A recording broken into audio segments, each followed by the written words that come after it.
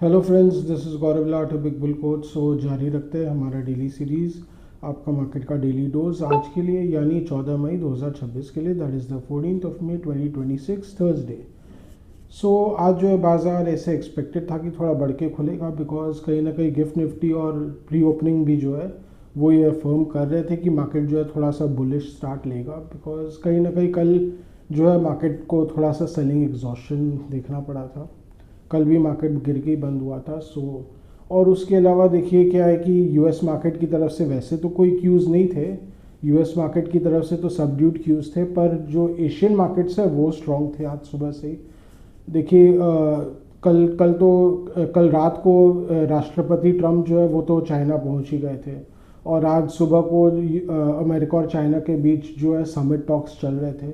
हालांकि अभी तक तो जहाँ तक पता चला है कुछ निकल के नहीं आया, पर कहीं ना कहीं जिसको बोलते हैं ना होप्स, कि क्या पता कुछ निकल के आ जाए, तो उस चक्कर में कहीं ना कहीं लॉन्ग पोजीशंस बनी जाते हैं, स्पेकुलेशन हो जाता है। सो स्पेकुलेशन में मार्केट बढ़ा हुआ था। उसके कारण भारतीय बाजार भी ऐसे बढ़ के खुला। इंडियन मार्केट्स जो है वो लगभग 30-40 पॉइंट्स बढ़ के तो खुला, उसके बाद और बढ़ा। Nifty went all the way to 23,588। पर क्या है कि कहीं ना कहीं जो ऊपर में अगर आप देखें तो फिर से सेलिंग आ गया। इट वाज प्लॉजिबल कि कहीं ना कहीं सेलिंग प्रेशर आ ही जाएगा, ये बेयर अटैक्स आ जाते हैं to take advantage of rise, because कहीं ना कहीं अभी भी मार्केट में एक बेरिश मोमेंटम चल ही रहा है। तो any rise is to be sold in to, तो मार्केट जो है वो वापस गिरना शुरू किया। इनफैक्ट निफ्टी जो है वो डिप करते चला गया, dipped all the way to very close to yesterday's लोज।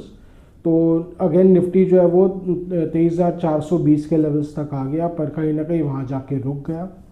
वहाँ पे कुछ देर रुका रहा, तो लग रहा था क्या पता बुल बेयर फाइट चल रहा है कि यहाँ से फिर से निफ्टी बढ़ेगा कि गिरेगा, और वहीं उसके बाद से एकदम फुड़फड़ा के निफ्टी जो है वो कम बैक करने लग गया। इसका मतलब साफ था कि कहीं ना कहीं सेलिंग एग्जॉशन हो रहा था। टेक्निकली भी देखिए मार्केट जो है वो ओवरसोल्ड तो दिख रहा था। अगर आप चार्ट्स में देखें तो ये दिख रहा था कि मार्केट एक बार के लिए ओवरसोल्ड है, और कहीं ना कहीं नीचे के लेवल्स में देखिए बाइंग सपोर्ट आ ही जाता है। It was plausible. तो बैंक निफ्टी में सबसे पहली उछाल देखी गई। बैंक निफ्टी को तो काफ़ी और ज़्यादा बैटर किया गया, अगर आप चार्ट्स में देखें तो सुबह को बैंक निफ्टी को तो और ज़्यादा ही हैमर किया गया। Bank Nifty took a very strong come back. In fact एक तरह से बोले तो बैंक निफ्टी में तो बुल्स ने एकदम एक रिवेंज ही ले लिया। बैंक निफ्टी जो है वो सब लगभग 12 बजे आते आते एकदम स्मैशिंग कम बैक हुआ, एकदम 1100 पॉइंट्स की रैली आई बैंक निफ्टी में, जिसके कारण लगे निफ्टी में भी एकदम अच्छा खासा 200-250 पॉइंट्स का रैली आ गया। अगेन वो रैली टिका रहा, लग रहा था क्या पता मार्केट यहाँ से घूम जाएगा, पर ऐसा हुआ नहीं। 23,700 के पास आते ही मार्केट जो एक बार टिका रहा। तो अभी आज के गेंस थे, it was primarily driven by bank Nifty come back, पर कहीं ना कहीं उसमें और भी फैक्टर्स था, और भारतीय एयरटेल का बहुत बड़ा योगदान था इसमें। देखिए भारतीय एयरटेल ने कल नतीजे घोषित किए थे। नतीजे तो थोड़े कमज़ोर आए हैं, मार्केट के उम्मीद से थोड़े कमज़ोर आए। इट वाज मेनली बिकॉज क्योंकि उनको ये इम्पेयरमेंट्स लेना पड़ा, कुछ 3,000 करोड़ रुपए का अदर लॉसेस झेलने पड़े, जिसके कारण उनका जो चौथी तिमाही का नतीजा है वो काफ़ी प्रभावित हो गया। पर अच्छी बात ये थी कि भारतीय एयरटेल ने ये डिक्लेयर किया है कि उनका जो एयरटेल अफ्रीका का यूनिट है उसमें अपने वो स्टेक बढ़ाएंगे। काफ़ी बड़ा फ्रेश इन्वेस्टमेंट करेंगे, जो मार्केट के लिए काफ़ी पॉजिटिव था। मार्केट ने उसको काफ़ी पॉजिटिव लिया। उसको पॉजिटिव लेने का मेन रीज़न ये मैं बता दूं, देखिए इंडियन मार्केट में तो ग्रोथ जो है एकदम रुक सा गया है। इंडियन मार्केट में देखिए रेवेन्यू ग्रोथ अब बहुत कम हो गया, सब्सक्राइबर ग्रोथ बहुत ज़्यादा अभी है नहीं, बिकॉज देखिए it is almost nearly penetrated market. 90-95% Indian market जो है वो पेनिट्रेटेड है, और उसके अलावा रेवेन्यू ग्रोथ कुछ खास नहीं हो रही है। ARPO देखिए 200 से 250 रुपये के बीच एकदम थमसा गया है। तो अभी जो एयरटेल का ग्रोथ आ रहा है वो उनके अफ्रीका यूनिट में अच्छा ग्रोथ आ रहा है। अगर आप देखें तो ARPO वहाँ पे धीरे धीरे बढ़ रहा है। उसके अलावा अफ्रीकन मार्केट पूरी तरह भी पेनिट्रेटेड है भी नहीं, और बहुत ज़्यादा रेगुलेटेड भी नहीं है। इंडियन मार्केट आप जानते हैं ये बहुत ज़्यादा रेगुलेटेड है, तो उसके कारण कहीं ना कहीं जो ग्रोथ प्रोस्पेक्ट्स है वो अभी अफ्रीका में ज़्यादा है। इसलिए आप देखिए कि मार्केट ने उसको बहुत पॉजिटिव लिया और एकदम थम्स अप दिया, जिसके कारण भारतीय एयरटेल का जो स्टॉक है वो 5% से ज़्यादा बढ़ के बंद हुआ। इनफैक्ट ऑलमोस्ट 100 रुपया बढ़ गया था स्टॉक, थोड़ा सा खिसक गया ऊपर से, but market clearly give a thumbs up.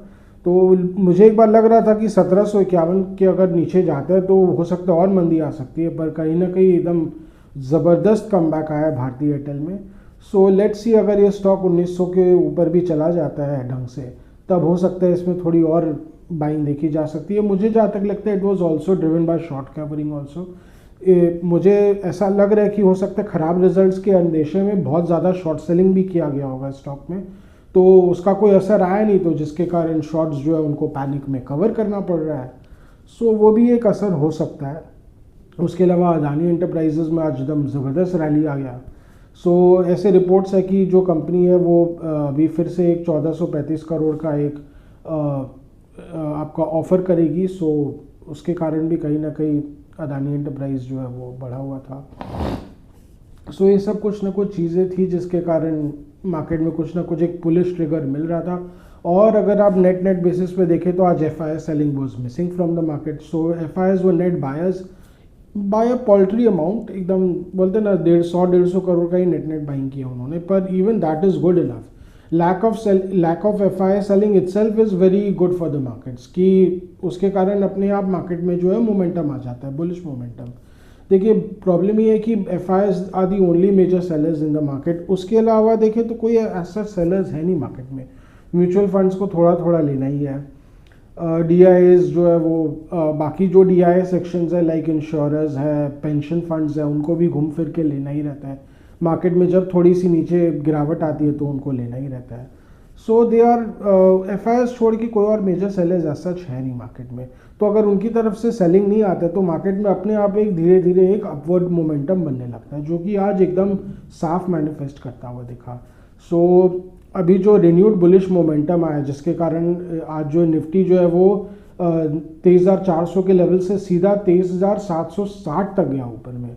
अगर ये टिका रहता है, जो मुझे लगता है हो सकता है भी, the bullish momentum of today is very strong and it will and it should sustain, क्योंकि US मार्केट भी अभी बढ़े हुए हैं। डाउ जोन्स जो है वो 450 पॉइंट्स बढ़ा हुआ है। कुछ ना कुछ लग रहा है मार्केट को ऑप्टिमिज्म है कि कुछ ना कुछ US चाइना ट्रेड टॉक से निकल के आ जाएगा।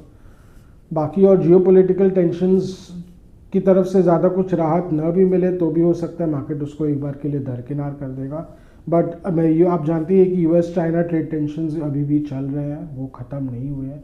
तो वहाँ से भी अगर कोई सोल्यूशन निकल आता है तो मार्केट के लिए तो बहुत अच्छा रहेगा। यही कारण है कि अगर आप देखें तो डाउ जोन्स भी है, वहाँ का US का नैस्डैक भी बढ़ा हुआ है। सो उसके कारण गिफ्ट निफ्टी भी बढ़ा हुआ है। सो मुझे लग रहा है कि अगर ये सस्टेन करता है आज का जो अमेरिकन मार्केट्स का रैली है, तो कल भी बाजार बढ़ के ही खुलेंगे, क्योंकि मोमेंटम है, बुलिश मोमेंटम है। एंड इफ दिस सस्टेन, मुझे जहाँ तक लगता है एक बार 23,920 तक तो मार्केट आराम से जा सकता है because of the bullish momentum. वो एक इमीडिएट रेजिस्टेंस पॉइंट हो सकता है, और अगर वहाँ उसको भी अगर क्रॉस कर लेता है तो Nifty might be ready to go all the way to 24,100। That is around the 50-day moving average for Nifty. तो वहाँ तक भी निफ्टी जा सकता है इमीडिएट टर्म्स में। ऑन द डाउन साइड जो है वो कल का जो लो है वो मेजर सपोर्ट रहेगा। कल का जो लो था दैट इज़ 23,262.5, 23,262.50। ये जो कल का लो था वो अब इमीडिएट सपोर्ट बन के रहेगा, बिकॉज अब चार्ट्स में भी देखें तो अगर आप डेली चार्ट में देखें तो एक बुलिश स्पिनिंग बॉटम एक कैंडल पैटर्न बना है, which is again very good अगर आप डेली बेसिस पे देखें। तो इसके कारण कहीं ना कहीं निफ्टी को भी एक अपवर्ड मोमेंटम मिल गया है। तो अगर FII सेलिंग एक बार के लिए बंद हो जाता है तो ऑफकोर्स मार्केट के लिए तो बहुत ही अच्छा है ये तो, क्योंकि मेन जो मार्केट नीचे जा रहा था वो mainly on the back of FII selling ही था। यही तो मार्केट को नीचे ला गया है। सो यही है अभी फ़िलहाल तो। हाँ, इस बीच निफ्टी जो है, बाय द वे ये तो मैं बताना ही भूल गया, सो निफ्टी जो है वो 277 पॉइंट्स बढ़ के आज 23,690 पर बंद हुआ। That is it was up 277 points, closing at 23,690। और वही बैंक निफ्टी की बात करें तो वो 673 पॉइंट्स बढ़कर 54,129 पर बंद हुआ। That is it was up 673 points, closing at 54,129। देखिए बैंक निफ्टी में बता दूं एक बार के लिए 500 पॉइंट से ज़्यादा गिरा हुआ था। सो वहाँ से ऑलमोस्ट 600 पॉइंट्स गिरने के बाद 673 पॉइंट्स बैंक निफ्टी बढ़ के बंद हुआ। इट शोज़ कि कितना ज़बरदस्त कमबैक आया है बुल्स की तरफ से। It was mainly on the back of HDFC bank only. HDFC bank में एकदम ज़बरदस्त कमबैक आया। कहीं ना कहीं मुझे ऐसा लग रहा है कि बहुत ज़्यादा शॉर्ट पोजीशंस बन गए होंगे HDFC बैंक में, इन द होप कि ये FIs बेचते ही चले जाएंगे और ये जो स्टॉक है वो 700 तक आ जाएगा, पर ऐसा हो नहीं पाया। तो पैनिक में शॉर्ट कवरिंग आया और जिसके कारण बैंक निफ्टी को एकदम ज़बरदस्त अपवर्ड मोमेंटम मिल गया। बाकी बैंक्स ने भी ज्वाइन किया, but HDFC bank was no doubt the hero of the day. उसके अलावा और दो हीरो थे, लाइक भारती था और उसके अलावा अदानी एंटरप्राइजेस था। IT शेयर्स आज कमज़ोर थे, हालांकि एक बार के लिए तो TCS काफ़ी कमज़ोर हो गया था, थोड़ा सा रिकवर कर गया, पर वो अभी कमज़ोर ही रहेंगे। वो एकदम फिसड्डी है, दीज आर एकदम फिसड्डी लॉट है। I will not be surprise यहाँ से अगर निफ्टी अगर 1000 पॉइंट और बढ़ जाएगा, IT शेयर्स जो है वो वहीं के वहीं रह जाएंगे।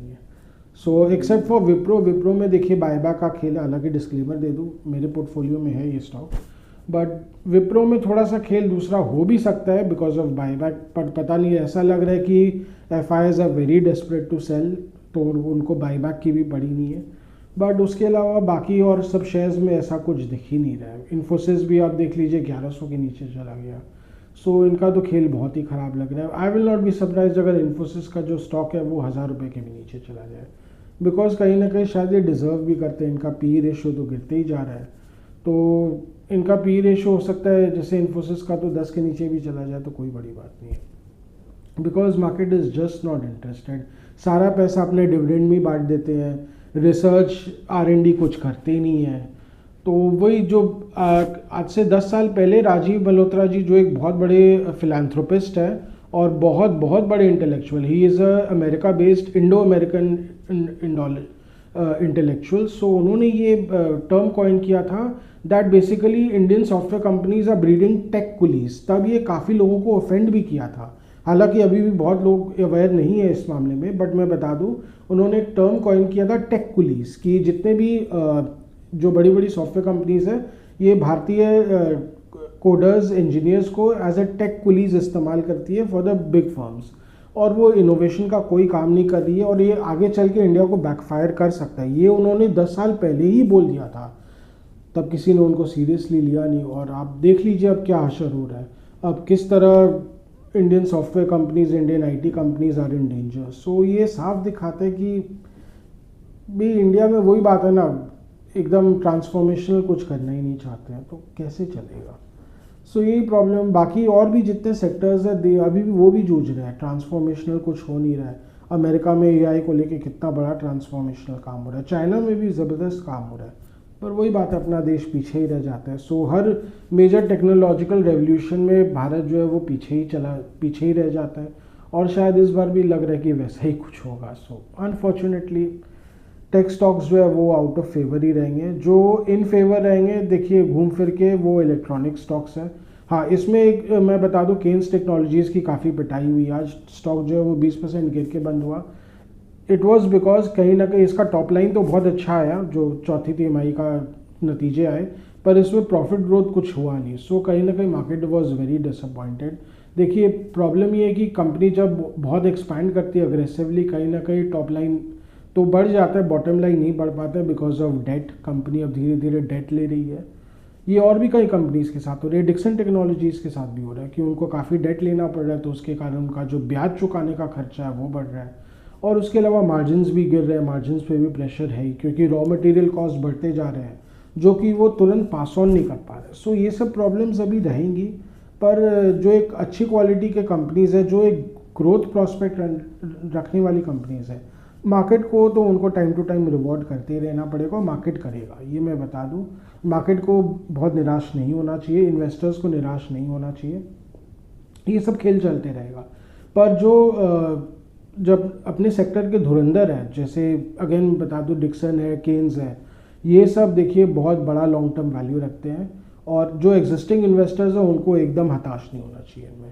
इवन बट इनफैक्ट ये जो डिप आया है ये कहीं ना कहीं एक बहुत बड़ा अपॉर्चुनिटी प्रोवाइड कर रहा है for fresh investors to enter into this stock. नहीं तो वो एंटर ही नहीं कर पाते बिकॉज वैल्यूएशन के तौर पे ये सब स्टॉक्स बहुत महंगे हैं। सो कहीं ना कहीं अगर आप मेजर फॉल आते हैं ना, तो आपको कहीं ना कहीं एक एंट्री अपॉर्चुनिटी भी देता है। सो एंट्री करने का एक मौका देता है।